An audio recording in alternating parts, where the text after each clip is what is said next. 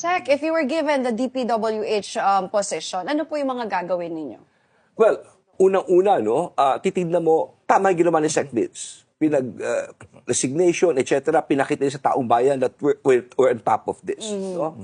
Pangalawa, tignan mo ang proseso.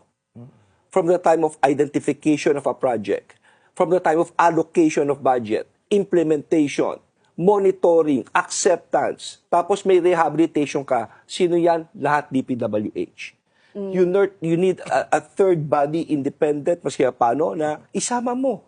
Para siya, dahil dito natutunan, kita mo, tinuturo yung mga barangay captain, kung sino-sino, hindi po nagawa yan eh. So we must review all of this process together. Paano ginagawa ito? At hindi lamang yun.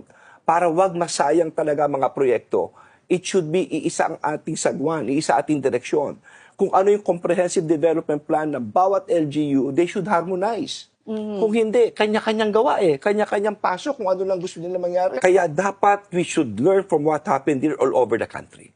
No, ang proseso should be, tingnan natin ang comprehensive development plan ng LGU, ng RDC, at dun kung gusto nyo yung project, i-harmonize nila. Yun ang gawin natin. Kaya nga, etong nangyayari ngayon, gawin na nating batas, it should be mandatory. Kung anong output ng RDC, that should be mandatory na yun ang susundin natin. And not only that, bawat lugar magkaroon ng comprehensive plan on drainage, etc., like sa Metro Manila, para maski sino pang congressman ang gusto magkaroon ng project, hindi naisip niya, gusto ko ganito, ganyan. Hindi, sundin mo yung plano ng Metro.